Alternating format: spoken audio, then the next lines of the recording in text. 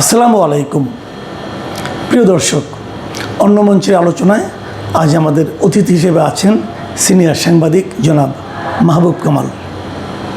জনাব মাহবুব কামাল, আপনাকে আমাদের এই অনুষ্ঠানে স্বাগত জানাচ্ছি। মাহবুব ভাই, আপনি আমাদের এখানে যখন আসেন, আমার দর্শকরা প্রত্যাশা করে যে আপনি একদম কন্টেম্পোরারি বিভিন্ন ইস্যুজের বাইরেও এমন কিছু বিষয় নিয়ে কথা বলেন যেগুলো আমাদের জানা দরকার। আমাদের ইতিহাস, আমাদের ঐতিহ্য, আমাদের এই দেশ আজকে এই পর্যায়ে কিসের উপর ভিত্তি করে এলো, সেগুলির বিষয়ে আপনার কিছু নিজস্ব বিশ্লেষণ আছে। আমাদের যখন স্বাধীনতা যুদ্ধ হয় তখন আপনি একেবারে টকবগে তরুণ, এবং যুদ্ধের পরও আপনি সক্রিয়ভাবে ছাত্র রাজনীতিতে যুক্ত ছিলেন এবং সেই ছাত্র রাজনীতির পরিণতিও আপনি ভোগ করেছেন। আবার আমরা উল্টো দিকে দেখব আমাদের স্বাধীনতার যুদ্ধের পেছনেও কিন্তু ছাত্র রাজনীতির একটা বড় ভূমিকা ছিল। অনেকে এমনও বলেন যে ওই সময়কার ছাত্রলীগ, তারা তো আওয়ামী লীগের অঙ্গ সংগঠন ছিলই না, বরং তারাই আওয়ামী লীগকে পরিচালিত করত যে কোন দিকে যেতে হবে। তো এরকম একটা অভিজ্ঞতা সম্পন্ন ব্যক্তি হিসেবে আপনার কাছে আমার প্রশ্ন, ইদানিং আমরা ছাত্র রাজনীতির যে চেহারা দেখছি, যে একটা শব্দ গুপ্ত কেন বসানো হলো, গুপ্ত রাজনীতি বন্ধ, এটাকে কেন্দ্র করে কেউ মান অভিমান করেন, কেউ মারামারি করেন, কেউ উত্তেজিত হন।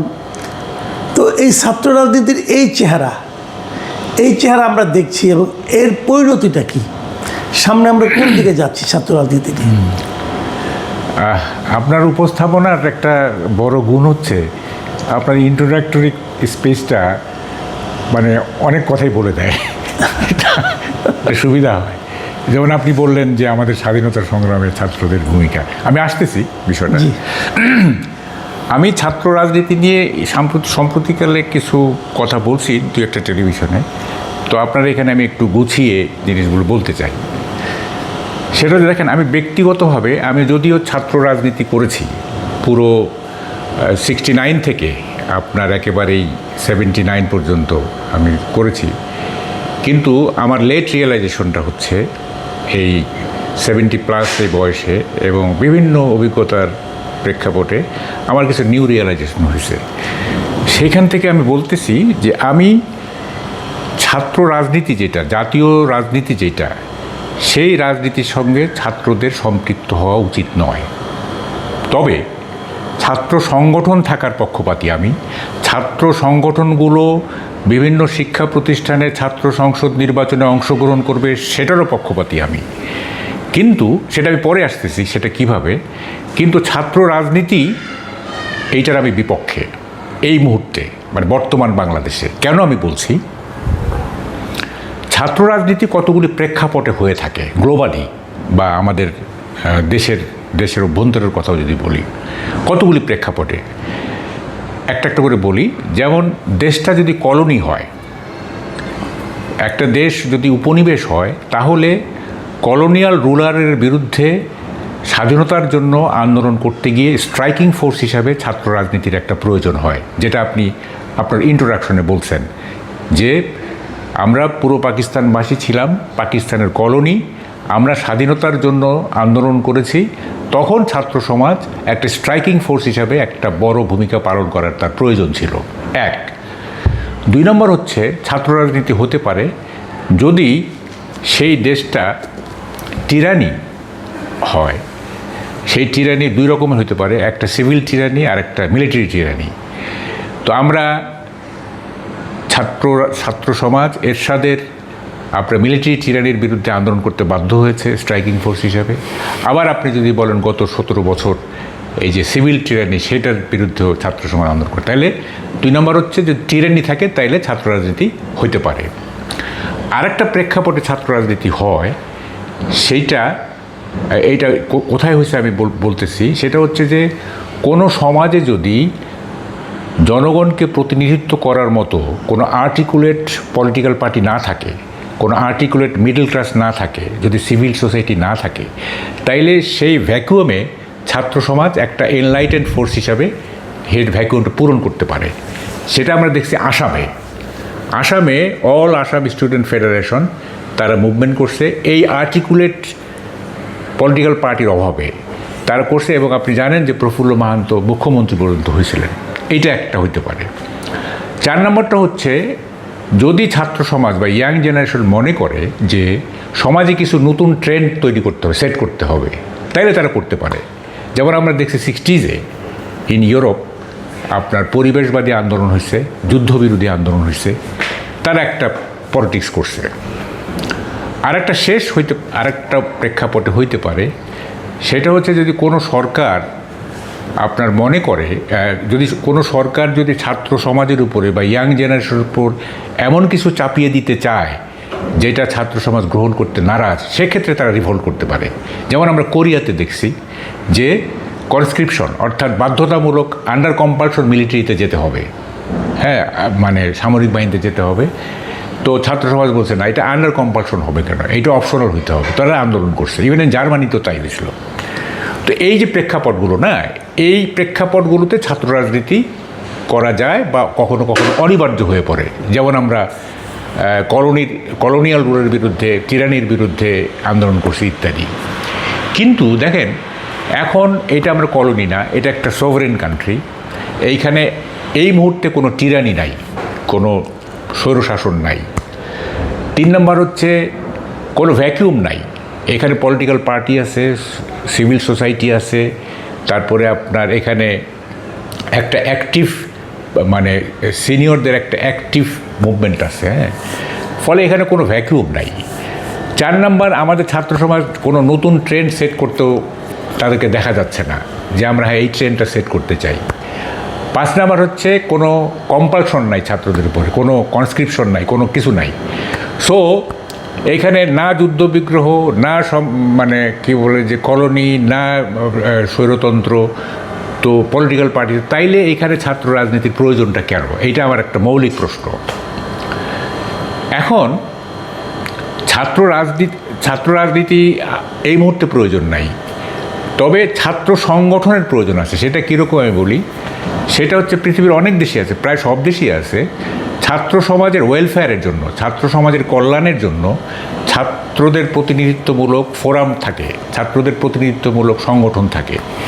তারা নির্বাচনও করে সেই প্রতিষ্ঠানে, এবং ইলেক্টেড বডি হিসাবে তারা লেজিটিমেট অথরিটি হিসেবে ছাত্রদের সমস্যা, সেই সমস্যা আপনার অথরিটির সাথে বার্গেইন করে ছাত্র সমাজের সমস্যাগুলো তারা সমাধান করে এই ইলেক্টেড বডি।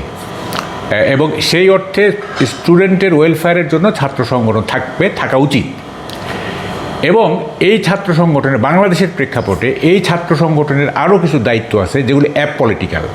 যেমন ধরেন, ছাত্র সমাজের কালচারাল স্ট্যান্ডার্ড বাড়ানোর জন্য, ছাত্র সমাজকে ভবিষ্যতের উপযুক্ত নাগরিক এবং নেতৃত্ব হিসেবে গড়ে তোলার জন্য এই সংগঠনগুলির মধ্যে কিছু তৎপরতা চালু রাখা দরকার। সেটা কীরকম? যেমন একটা ছাত্র সংগঠনের মধ্যে স্টাডি ফোরাম থাকতে পারে, ডিবেটিং সোসাইটি থাকতে পারে, আবৃত্তি সংঘ থাকতে পারে, ভালো সিনেমা দেখার জন্য সিনে ক্লাব থাকতে পারে। এই ধরনের কি বলে যে সংগঠনের ভিতরে সংগঠন, ছোট ছোট সংগঠন, এইগুলি হলে, এই চর্চা হলেও হবে কি, আমাদের যে সমস্ত পেরিফেরি থেকে যে সমস্ত ছাত্র সমাজ আমাদের ঢাকা শহরে আসে, ঢাকা ইউনিভার্সিটি ভর্তি হয়, যাদের কালচারাল স্ট্যান্ডার্ড সেরকম উন্নত করার সুযোগ ছিল না, তারা একটা প্রক্রিয়ার মধ্য দিয়ে নিজেদের কোয়ালিটি চেঞ্জ করতে পারবে এবং ভবিষ্যতে একটা নেতৃত্ব দেওয়ার মতো তারা যোগ্য হয়ে তৈরি হবে। আমি একটু বলি আপনাকে, এখন আমাদের দেশে এই মুহূর্তে যে ছাত্র রাজনীতি বলেন অথবা ছাত্র সংগঠন বলেন, এখন আমরা তো দেখতে পাচ্ছি যে এখানে ছাত্র সংগঠনের নামে ছাত্র রাজনীতি চলছে। এবং এই ছাত্র রাজনীতি যেটা চলছে, এরা কি মানে একটা মূল রাজনৈতিক দলের মানে আপনার লাঠিয়াল হিসেবে কাজ করছে? না, এটা তো আমরা দেখতেই পাচ্ছি। আপনি যেটা বললেন আপনার ইন্ট্রোডাকশনে, যে স্বাধীনতা পূর্বকালে ছাত্রলীগ আওয়ামী লীগের কোনো অঙ্গ সংগঠন হিসেবে তারা ওইভাবে কাজ করতো, বরং ছাত্রলীগ তার প্যারেন্ট অর্গানাইজেশনকে ডিকটেট করতো মাঝে মাঝে, এইভাবে যেতে হবে, এইভাবে যেমন ধরেন 2রা অক্টোবরের যে স্বাধীনতার পতাকা উত্তোলন, এটা তো আওয়ামী লীগ বলে দেয়নি, তাই না? এইটা ডাকসুর ভিপি হিসেবে আপনার আসম রব সেটা নিজেই করছে বা ছাত্র সমাজ করছে। তো যেমন স্বাধীনতার ইশতেহার পাঠ, আর সাধারণ সিরাজ পাঠ করছিল। এখানে তো আওয়ামী লীগের কোনো ভূমিকা ছিল না। যাই হোক, তাহলে সেই ছাত্র সংগঠন একটা রাজনৈতিক দলের অঙ্গ সংগঠন পরিণত হলো কেন এবং কবে থেকে? এইটা শুনেন, এইটা হয়েছে কি, মানে স্বাধীনতার পরে আপনার এই রাজনীতিটা এত হয়ে গেছিলো, আপনার সাংঘর্ষিক হয়ে গেছিলো, এত বেশি পারস্পরিক অ্যান্টাগনিস্টিক হয়ে গেছিলো যে আপনার স্ট্রাইকিং ফোর্স হিসাবে ইয়াং জেনারেশনকে দরকার পড়ছে সরকারের। ঠিক আছে, আপনার একটা কথা মনে আছে নিশ্চয়ই, যে এটা মিসেস জিয়ার, আমি তাকে রেসপেক্ট করি, কিন্তু তার একটা কথা আমার কানে বাজে। উনি বলছিলেন যে আওয়ামী লীগকে দমন করতে গেলে আমার ছাত্র দলই যথেষ্ট। I remember. তার মানে কি, আপনি অ্যাটিচিউডটা দেখেন। হ্যাঁ, অ্যাটিচিউডটা হচ্ছে যে ছাত্র দল একটা বড় স্ট্রাইকিং ফোর্স বিএনপি। ঠিক আছে, আচ্ছা আমি ওই কথাটাকে শেষ করে নেই। এই যে অনেকে বলে যে তাইলে ভবিষ্যৎ রাজনৈতিক নেতৃত্ব তৈরি হবে কিভাবে, সাপ্লাই লাইন যদি বন্ধ হয়ে যায়, তাই না? এটা ঠিক না। দেখেন, ইন্ডিয়াতে একটা প্রোগ্রাম আমি খুব এনজয় করতাম, ইউজিসি করতো, এটা ইউনিভার্সিটি গ্র্যান্ড কমিশন। সেটা করতো কি, আপনার ছাত্রদের জন্য একটা ডামি পার্লামেন্ট হতো, সেখানে অভিনয় করা হতো যে একটা পার্লামেন্টে আপনার স্পিকার আছে, লিডার অফ দ্য হাউস আছে, লিডার অফ দ্য অপোজিশন আছে, তারা কিভাবে বিল তুলতে হয়, কীভাবে পয়েন্ট অফ অর্ডারে কথা বলতে হয়, কীভাবে কী ওটা। এই যেহেতু পার্লামেন্টারি পলিটিক্স ইন্ডিয়াতে, শুধু পার্লামেন্টারি পলিটিক্সের যে প্রসিডিউর সেইটা অভিনয় করে করতে হইতো। তখন তারা ওই অভিনয়ের মধ্যে তারা ইকুইপড হইতো, হ্যাঁ, যাতে যে সমস্ত ছাত্রছাত্রী ভবিষ্যতে রাজনীতি করতে ইচ্ছুক তারা যেন রেডি হয়ে সেখানে যেতে পারে, তারা প্রস্তুত হয়ে সেখানে যেতে পারে। শুধু একটা প্রক্রিয়া চালু আছে। তা আমরাও ছাত্র সংগঠনগুলির মধ্যে এই প্রক্রিয়া চালু করতে পারি যে রিয়াল পলিটিক্সটা আমরা করব ছাত্রত্ব শেষ হওয়ার পরে, আর ছাত্রত্ব থাকা অবস্থায় আমরা পলিটিক্সটা কীভাবে করতে হয়, পার্লামেন্টারি পলিটিক্স কীভাবে, সেটার আমাদের একটা প্রশিক্ষণের মতো হইতে পারে। সেটাও কিন্তু এক ধরনের পলিটিক্স। হ্যাঁ, কিন্তু এমনিতে আমাদের দেশে এখন যে রাজনৈতিক নেতৃবৃন্দ আমরা দেখতে পাই, বিভিন্ন দলের কথা আমি বলছি, এদের মধ্যে আপনি তো সবাইকে মোটামুটি দেখেন, আপনার কি মনে হয় এরা কি সবাই ছাত্র রাজনীতির মাধ্যমে রাজনীতি শিখে তারপর রাজনীতি করতে আসছেন? না না না না না না, একেবারেই না। দেখেন, বাংলাদেশের ছাত্র রাজনীতি আমি একটা উদাহরণ দিলে আপনি বুঝবেন। একটা গ্রাম থেকে ছেলে আসলো না, সে ঢাকা ইউনিভার্সিটিতে ভর্তি হইল। ঘটনাচক্রে সে একটা ছাত্রলীগ নেতার সঙ্গে পরিচয় হলো, ঘটনাচক্রে। তো পরিচয় হওয়ার পরে সে ওই নেতা তার দেখভাল করতেছে, হয়তো তাকে হলে একটা সিটও দিল, ইত্যাদি করে সে কিন্তু ছাত্রলীগ হয়ে গেল। হ্যাঁ, সে তখন হলো কি, সে হলো বঙ্গবন্ধু বিশাল নেতা, অমুক তমুক, জিয়া রহমান হচ্ছে রাজাকার, এই সেই ইত্যাদি। ওই ছেলেটাই যদি ঘটনাচক্রে একটা ছাত্র দলের সঙ্গে পরিচিত হইতো, ঘটনাচক্রে, তাইলে হয়তো কি ওই ছাত্র নেতা তাকে একটা সিট দিত বা করতো, তখন বঙ্গবন্ধু হয়ে যেত বিশ্বাসঘাতক, বঙ্গবন্ধু হয়ে যেত হইতো, এবং জিয়া রহমান হচ্ছে সব। এই যে ঘটনাচক্রে আদর্শ নির্মিত হচ্ছে, ঘটনাচক্রে, হ্যাঁ, সে তো বুঝে ওইটা করতেছে না। সে যদি এমন হইতো যে না, সে আওয়ামী লীগের আদর্শ বুঝে ছাত্রলীগ করতেছে, সেটা তো বিষয়টা এরকম না। সে কোইন্সিডেন্টালি একটা ছাত্রলীগ নেতার সাথে তার ঘনিষ্ঠতা হয়েছে কারণে সে ছাত্রলীগ, বা ছাত্র দলের সাথে হয়েছে ছাত্রলীগ। এখানে আদর্শের কোনো ব্যাপার নাই, আদর্শটা পরে ঠিক হয়, বুঝছেন? আচ্ছা, আরেকটা জিনিস আপনি আমাকে বলেন, এই যে ছাত্র রাজনীতির সঙ্গে এখন নতুন করে আরেকটা উপসর্গ আমরা দেখতে পাচ্ছি, সেটা হলো শিক্ষক রাজনীতি। আমার কেন যেন মনে হয় এখন যে শিক্ষক রাজনীতিটা বোধহয় আরও বেশি এই পরিবেশটাকে কলুষিত করছে। এটা আমার অপিনিয়ন, আপনার কি মনে হয়? হ্যাঁ, অ্যাবসোলুটলি অ্যাবসোলুটলি। দেখেন, অনেকে ঢাকা ইউনিভার্সিটির কথা বলি আমি, অনেকে বলে না এটা প্রাচ্যের অক্সফোর্ড, কী জানি বলে আর কি। হ্যাঁ, তো মানে ঢাকা ইউনিভার্সিটি র্যাঙ্কিংয়ে আপনি দেখবেন এইটা কোথাও নাই, বুঝছেন, কোনো ভালো র্যাঙ্কিংয়ে নাই। কারণটা কি? এখানে কোনো গবেষণা হয় না, এখানে কোনো মানে ইনোভেশন নাই, এটা কোনো নতুন সভ্যতাকে নতুন কিছু দিতে পারছে না। এই ইউনিভার্সিটির কোনো প্রফেসরের কোনো পেপার, থিসিস পেপার ইন্টারন্যাশনালি গ্রাহ্য হচ্ছে না, হচ্ছে না। কেন এটা কেন হচ্ছে না? কারণ হচ্ছে যে শিক্ষকরা আপনার তার একাডেমিক যে দায়িত্ব, সে একাডেমিক দায়িত্ব না পালন করে তারা মানে কি বলে, সরকারের মনোরঞ্জন করতে ব্যস্ত একদল, আর এক দল মানে পরবর্তী সরকার যারা আসবে তাদের যখন তারা মনোরঞ্জন করবে সেই গ্রাউন্ডটা তৈরি করার জন্য ব্যস্ত, বুঝছেন? এই যে কিন্তু আপনি এই যে মনোরঞ্জনের কথা বলছেন, যে শিক্ষকরা সরকারের মনোরঞ্জন করতে ব্যস্ত, নিজে কিছু প্রশাসনিক সুযোগ সুবিধা পাওয়ার জন্য হয়তো হলো মনোরঞ্জন ঠিকঠাক মতো করতে পারলে ভিসি হওয়া যাবে, প্রক্টর হওয়া যাবে, অথবা প্রো ভিসি হওয়া যাবে, রেজিস্ট্রার হওয়া যাবে, এই ধরনের কিছু ঘটনা থাকে। কিন্তু আমার প্রশ্ন হলো যে সরকারই বা কেন শিক্ষকদের কাছ থেকে এই আনুগত্যটা চাচ্ছে?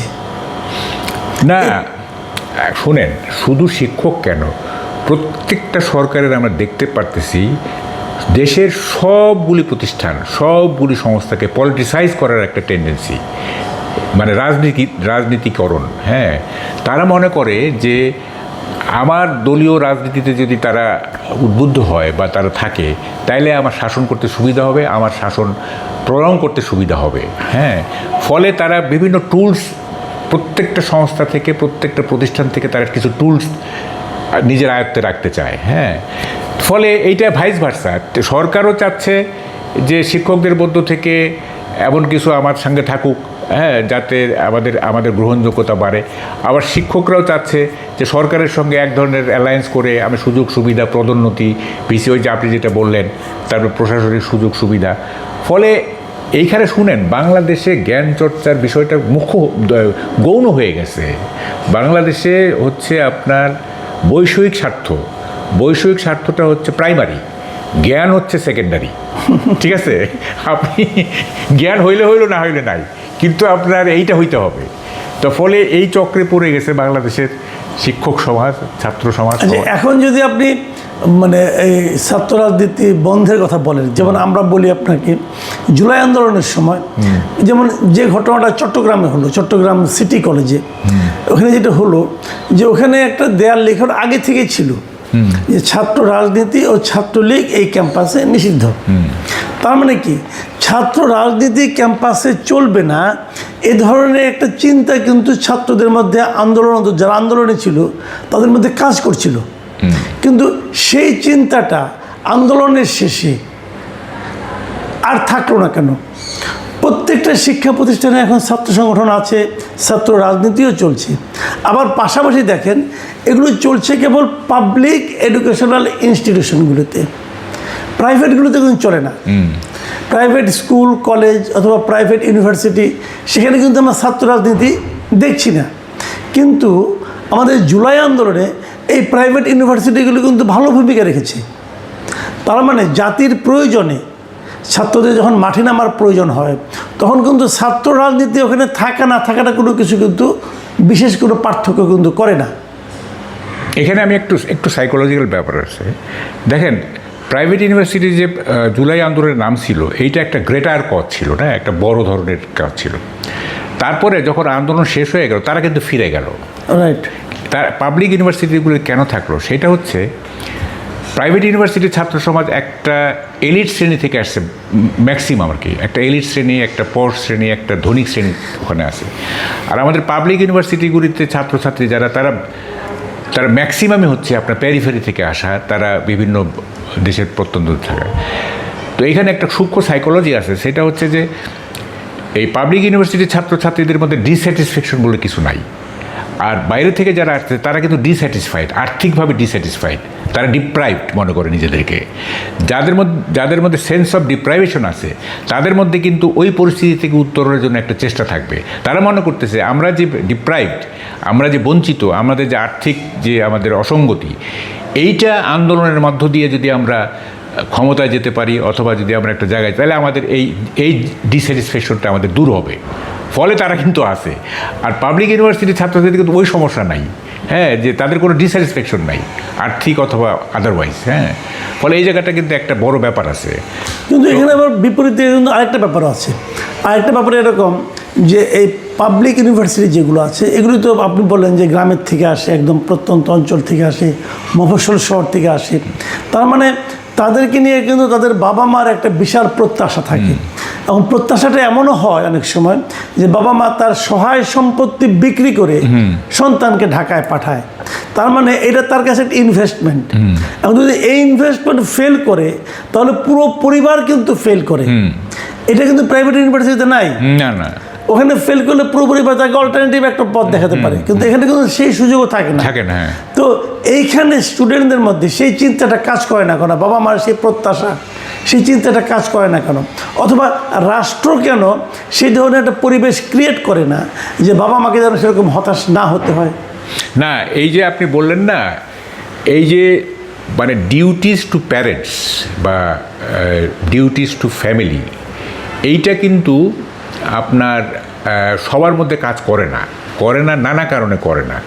আবার যখন একটা ছাত্র হঠাৎ করে একটা গ্রাম থেকে ঢাকা ইউনিভার্সিটির মতো একটা ক্যাম্পাসে চলে আসলো, he gets a new association, তার একটা নতুন জগৎ তৈরি হয়, তার একটা নতুন এরিনা তৈরি হয়, একটা দিগন্ত তৈরি হয়। তখন হয় কি, তার যে ওই যে আমার বাবা কি কষ্ট করছে, আমার বাবা মানে কি আর্থিক টানাপোড়েনের মধ্য দিয়ে আমাকে পড়াচ্ছে, এইটা কিন্তু খুব বেশি ভাবার সুযোগ তৈরি হয় না। হ্যাঁ, এবং কোনো কোনো ক্ষেত্রে দেখবেন এরা টিউশনি করে বাবার কষ্টটা লাঘব করার চেষ্টা করে, টিউশনি করে তারা খরচ নির্বাহ করতে চায়। মানে আমি একটা বড় কিছু হয়ে বাবার স্বপ্ন পূরণ করব, এই বোধটা বোধহয় থাকে না, এই বোধটা থাকে না। তখন ইমিডিয়েটলি কি হচ্ছে, হ্যাঁ, আমি যে অ্যাসোসিয়েশনের মধ্যে আছি তারা কি করছে, হ্যাঁ, এবং ওই হয় না, একটা গ্যাংড আপ হয়ে যায় জিনিসটা। হ্যাঁ, তো ফলে ওই আর সরকার এইটা তো শুনেন, এটা তো আর কল্যাণ রাষ্ট্র না, এটা ওয়েলফেয়ার স্টেট না, এটা একটা বিনেভোলেন্ট স্টেট না। আপনি সরকারের কাছে কেন আশা করেন? হ্যাঁ, এইটা সরকারের চরিত্র যতক্ষণ পর্যন্ত না পাল্টাবে, হ্যাঁ, বা রাষ্ট্রের চরিত্র যতক্ষণ পর্যন্ত না পাল্টাবে ততক্ষণ তো এগুলি আশা করা ঠিক না। আপনার বাধ্যতামূলক জিনিসগুলি করা হচ্ছে না, আর সেখানে আপনার এটা কী বলে অপশনাল, ভলেন্টারি করবে, সেটা আপনি আশা করেন কেন? আন্ডার কম্পালশন যেগুলো সেটি তো করা হচ্ছে না, তাই না?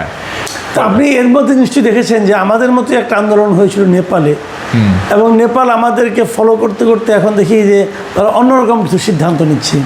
নেপালে কিন্তু নতুন সরকার দায়িত্ব নেওয়ার পরেই তারা কিন্তু সারা দেশের সকল স্তরে ছাত্র রাজনীতি বন্ধ করে দিয়েছে।